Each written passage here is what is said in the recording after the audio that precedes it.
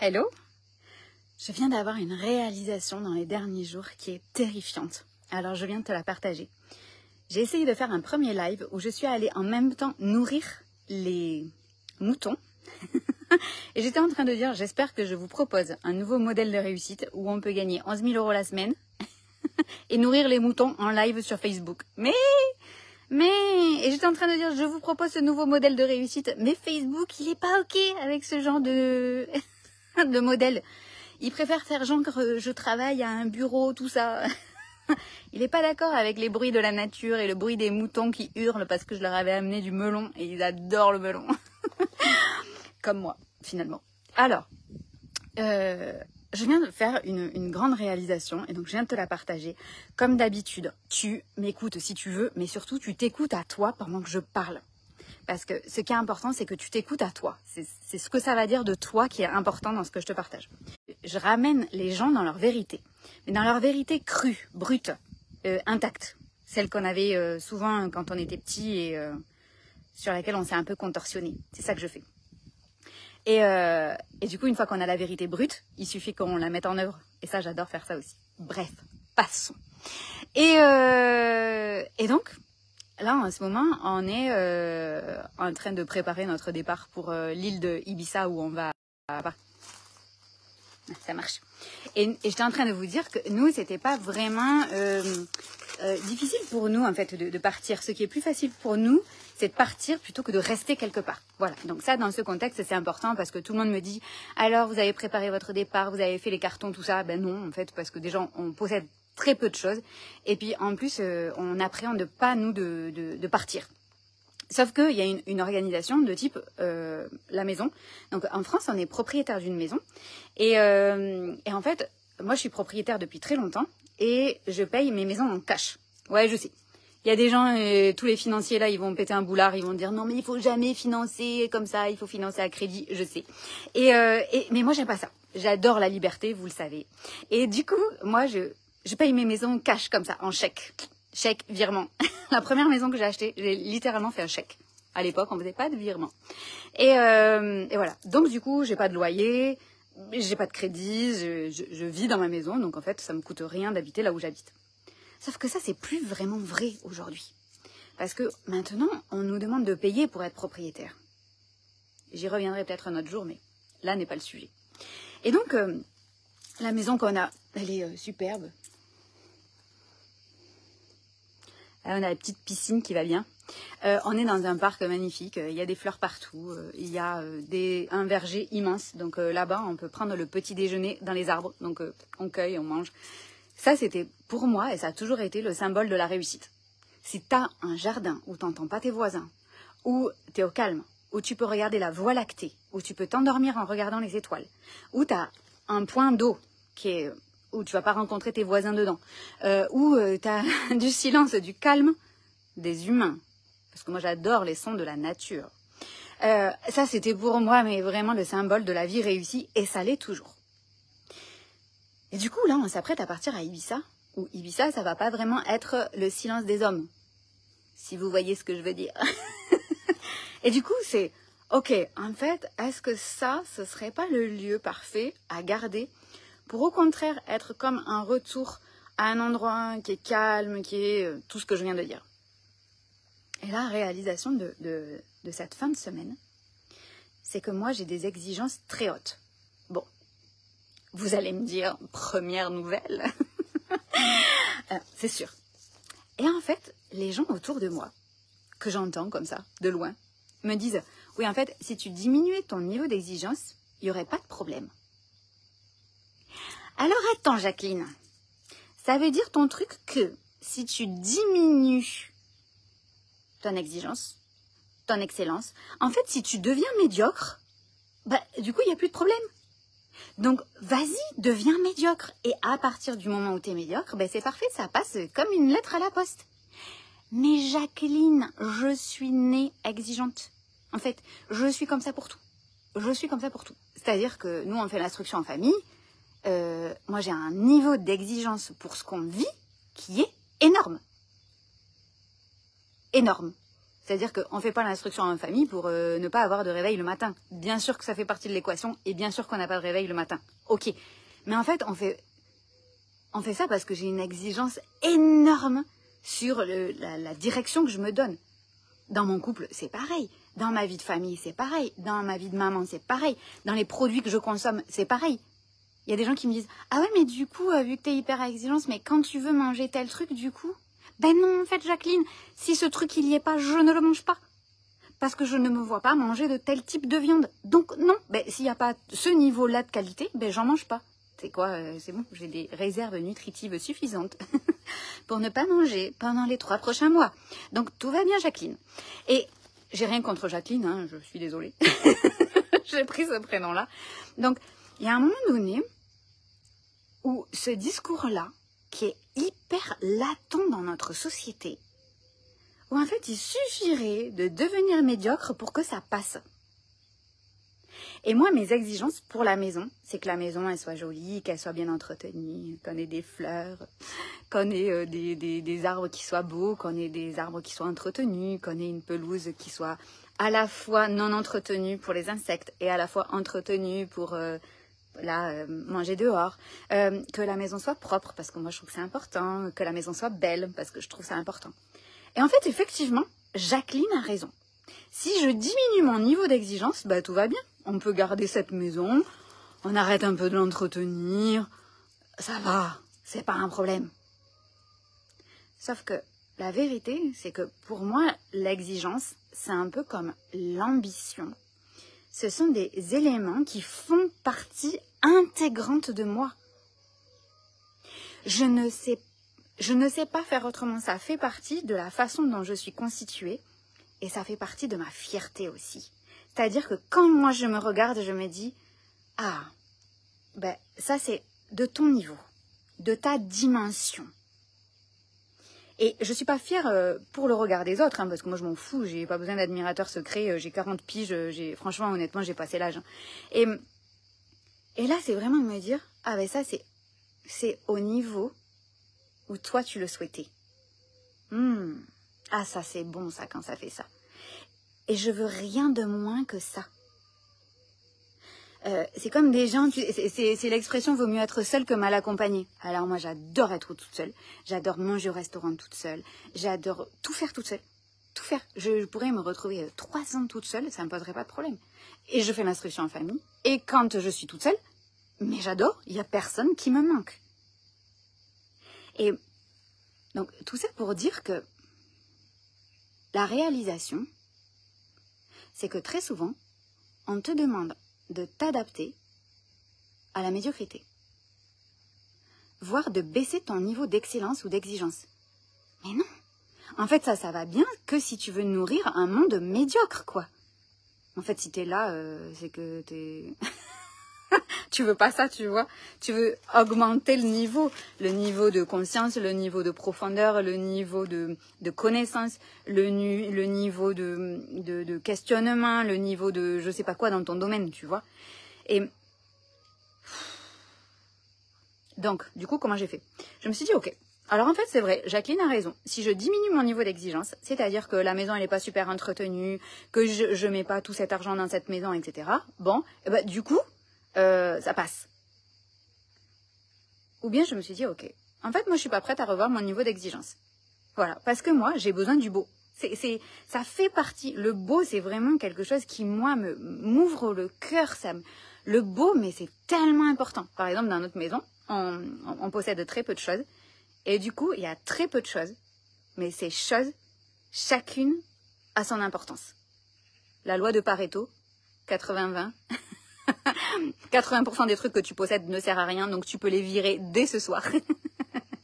14 juillet, la fête des objets.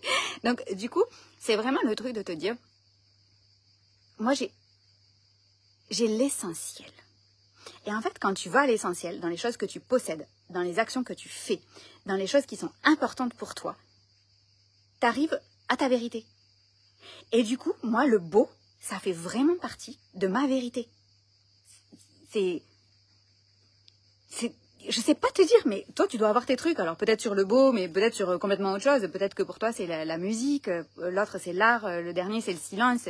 L'autre, c'est la je sais pas quoi. Mais mets-le avec ton mot à toi. Et en fait, je me suis aperçue que si je changeais le contexte, je pouvais très bien avoir mon niveau d'exigence avec le niveau d'esthétique que je veux, sans me maltraiter. Parce qu'en réalité, quand tes exigences, elles arrivent à un niveau où les gens te disent qu'il te suffirait de diminuer tes exigences pour que ça aille, c'est parce qu'ils voient que t'es pas bien. Et du coup, solution magique, ting, ting, ting, diminue tes exigences. Non, parce qu'en fait, tes exigences, quand tu les mets dans un autre contexte, c'est nickel, ça passe parfaitement. C'est beaucoup plus adapté. Et donc, moi, par exemple, je me suis dit, ok, donc en fait, si je diminue la voilure, par exemple, moi je rêve d'habiter dans une tiny house. Je rigole trop parce qu'on vient de signer un appartement à Ibiza qui est le comble du luxe. Et en même temps, je suis une gypsy. Mes clients, ils vont se marrer parce qu'ils le savent. Donc je mange par terre, je me balade pieds nus et à la fois... je vais être dans un appartement à 3000 boules par mois et avec du marbre partout parce que ça fait partie de qui je suis. C'est toutes ces ambivalences, ces contradictions et c'est tellement important de ne pas les gommer à l'heure de l'intelligence artificielle où tout est lissé, tout est pareil et tout. Vas-y. Moi, j'étais en train de faire mon live où je nourrissais les moutons en même temps que je fais une semaine à 11 000 €. Non, mais on a besoin de plus de contradictions et de gens qui sont assez honnêtes, j'espère que tu vois que j'en fais partie, pour dire, voilà mes ambivalences. Et c'est ça l'humanité. Et donc, la réalisation est la suivante. En fait, je n'ai pas besoin de diminuer mon niveau d'exigence. J'ai besoin de changer le contexte dans lequel je le fais. Donc, pour aller jusqu'au bout de cette histoire, même si on s'en fout un peu, c'est juste qu'un exemple, c'est de dire, ok, si moi j'avais une maison beaucoup plus petite, je pourrais avoir le niveau d'exigence de beauté, d'harmonie, de lumière et évidemment d'autonomie énergétique que je ne peux pas avoir sur la maison que j'ai aujourd'hui. Donc, moi, je ne change pas. C'est moi qui me mets dans un autre contexte. C'est comme, j'en ai parlé souvent de ce truc où des gens qui disent « Oui, mais attends, ça se fait pas de parler de ça ». Et moi, j'appelle ça changer la table à laquelle tu te situes. Donc, parle avec d'autres gens. Et pour d'autres gens, ça sera normal, ça. Et donc, au lieu d'essayer de te modifier, au lieu d'essayer, moi, j'appelle ça la douille à pâtisserie. Tu sais, la douille à pâtisserie, là, le gros machin, là, où ils mettent de la crème, ils appuient, et du coup, ça fait des décorations, là, c'est super joli. Sauf que toi, t'es la crème. Et tu te pousses dans ce truc et tu dois sortir en forme d'étoile. Comme dans la douille à pâtisserie. Non, mais non. Non, mais t'es pas dans la douille, t'es pas une étoile, t'es pas de la crème, t'es toi-même. Et t'as pas besoin d'appuyer pour sortir sous une forme qui irait bien dans un monde malade. C'est pas possible, ça. Jacqueline, de quoi on parle? Et donc, vraiment, cette réalisation, ça a été, c'est pas moi qui ai besoin de modifier mon niveau d'exigence. C'est pas moi qui ai besoin de modifier quoi que ce soit. En fait, la maltraitance qu'on a envers nous-mêmes, puisqu'on se maltraite nous-mêmes, on n'a même pas besoin des autres, hein, c'est se dire, je me maltraite moi-même pour maintenir mon niveau d'exigence dans ce contexte. Je me maltraite moi-même pour maintenir ce niveau-là d'exigence dans ce contexte. Si tu enlèves le contexte, ok, tu te mets dans un autre contexte, plus petit, plus grand, plus loin, différent, plus nombreux, plus calme, plus brillant, plus divers, plus profond, plus vrai, plus authentique, plus, je sais pas quoi, moins... Mais en fait, t'as plus besoin de changer. Fantastique, non? Et donc moi, je me maltraite pour maintenir ce niveau d'esthétique, de beauté, d'exigence que j'ai dans ce contexte. Et pourtant, cette maison-là, et je l'ai vraiment dit dans le contexte, sur le papier, c'est ma maison de rêve. C'est celle qui représente, pour moi, avec mes critères, la réussite pour moi. Donc, j'ai pas besoin de l'afficher, si tu veux, parce que la réussite, c'est un truc que tu as à l'intérieur de toi. Et moi, elle représente mes critères. Mais alors, attends. Du coup, on fait un dernier arrêt, là, avant d'arriver en gare. Mais le dernier arrêt, c'est que ce n'est pas suffisant que cet objet, cette situation, ce contexte ait l'image de ta réussite pour l'être vraiment. C'est pas parce que ça ressemble à l'image que tu te fais de la réussite, pour toi-même, hein. Alors là, attention, hein, pour toi-même. Je te parle pas du sac Chanel et machin et du voyage en première classe, hein. On est d'accord. Si t'es là, on n'en est pas là, ok? Je dis pas que c'est pas bien d'avoir le voyage en première classe. Tout le monde a envie de voyager en première classe parce que c'est plus confort. Ce que je veux te dire, c'est avec ta propre définition de la réussite, si le monde à côté n'existait pas, s'il y avait personne qui te regardait. Et c'est pas parce que ça ressemble à ton modèle de réussite que c'est toujours aujourd'hui ton modèle de réussite.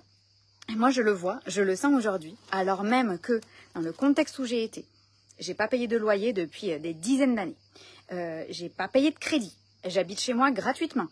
Eh bien, aujourd'hui, je me sens beaucoup plus, comment on dit en français, expansed, avec une ouverture de cœur, en louant un appartement que je vais louer à Ibiza, qui va me coûter 3 000 € par mois. C'est pas une paille, hein. 3 000 €, t'as juste le loyer, quoi. Genre, t'as droit à avoir des murs. Pourquoi? Parce que je choisis aujourd'hui un autre contexte dans lequel je n'ai pas besoin de modifier mes exigences. Je ne te dis pas que tes exigences te coûteront plus cher. Parce qu'à côté de ça, le rêve qui va pouvoir se réaliser en vendant la maison qui a ressemblé à mon rêve pendant tant d'années, je vais pouvoir acheter très certainement cash, sans crédit, sans rien, une maison qui correspond aujourd'hui à un autre contexte qui me permet de ne pas diminuer mes exigences. Par exemple, je donne un exemple concret. Mon mari me disait, non mais écoute, on part à Ibiza tranquille, tu sais quoi, on mettra les affaires dans un box, on louera un box. Non mais, excuse-moi, je ne vais pas louer un box. Je n'ai aucune affaire de valeur. Moi j'ai voulu prouver il y a 3 ans qu'on pouvait doubler son chiffre d'affaires et vivre en faisant moins de dépenses. J'ai pas voulu prouver. Je me suis posé la question, peut-on gagner beaucoup plus en consommant beaucoup moins? Donc la réponse est oui. Donc du coup, je n'ai rien qui a de valeur. Je vais payer un box pour conserver des affaires qui n'ont pas de valeur à mes yeux. Ah non, ben non en fait. Non, moi je suis l'incarnation de la liberté. Je vais pas payer un box pour retenir des affaires auxquelles je ne tiens pas. Non mais, en vrai, ma vie elle a été dans un sac à dos pendant 20 ans, dans une valise pendant 20 ans. C'est pas en 10 ans là que... Non. Et c'est pas oui, non mais les enfants, tu sais, ils adorent. Non, mais en fait, t'as les enfants qui te ressemblent hein, en général. Sinon tu leur apprends à vivre comme toi et puis quand ils seront grands, ils mettront leurs affaires dans 50 châteaux. Parce que tu les auras traumatisés. Et du coup, un vrai, l'idée, c'est de te dire d'aller tellement dans ta vérité. Et ça, il y a besoin de ne pas être encombré d'objets, encombré de bruit, encombré de la vie des autres et encombré de tes propres croyances.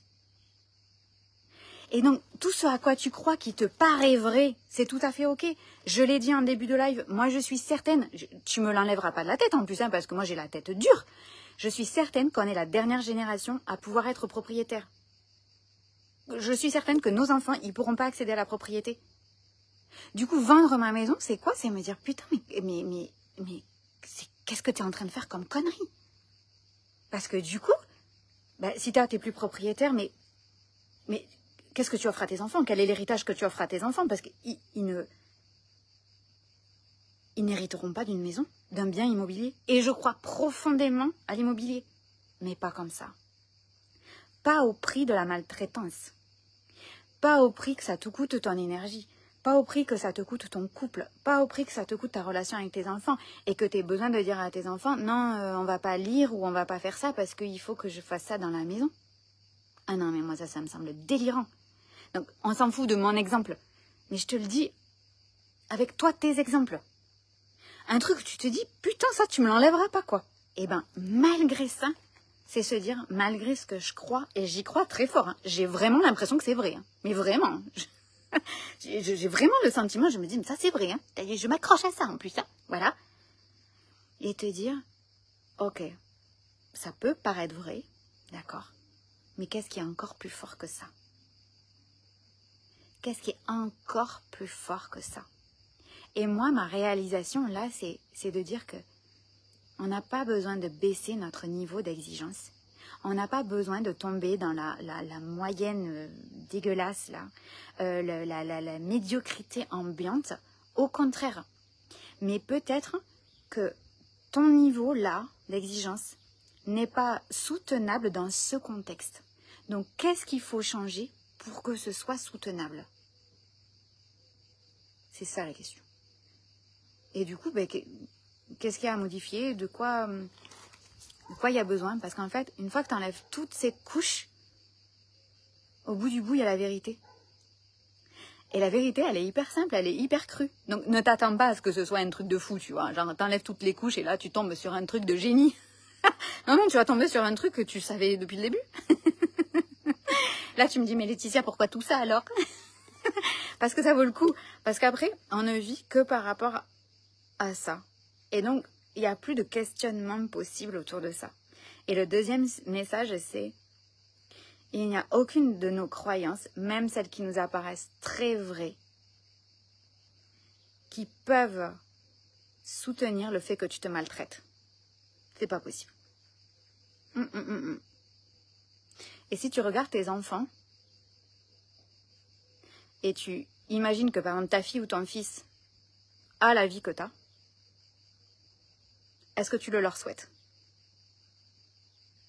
Sinon, si tu leur souhaites pas la vie que tu as, sous toutes les formes, il y a 2-3 ajustements à faire pendant cet été. C'est le temps des ajustements. Voilà. Donc Jacqueline, non, on ne diminue pas notre niveau d'exigence, surtout à l'heure de l'intelligence artificielle, surtout à l'heure de tout qui est lisse, de tout qui est tout pareil. Et on va vraiment dans ta vérité. Ta vérité, elle impose quoi? Ben, de dégommer parfois des choses auxquelles tu crois, même quand tu y crois encore. Parce que je te dis dans mon exemple, moi j'y crois encore à ça. Hein. Je crois encore que l'immobilier est important. Je crois encore qu'avoir un toit sur la tête quelque part dans le monde, c'est archi important. Je crois toujours qu'on est la dernière génération à pouvoir être propriétaire. Oui, et j'y crois de plus en plus. Mais cela dit, ce n'est pas suffisant pour que je diminue mes exigences. Et ce n'est surtout pas suffisant pour que je me maltraite pour maintenir mon niveau d'exigence. Je change juste de contexte. Voilà. Je n'ai pas vu vos commentaires. J'espère que c'était digeste. Et voilà le partage du jour. Du coup, il y a une maison à vendre magnifique en Dordogne. Salut!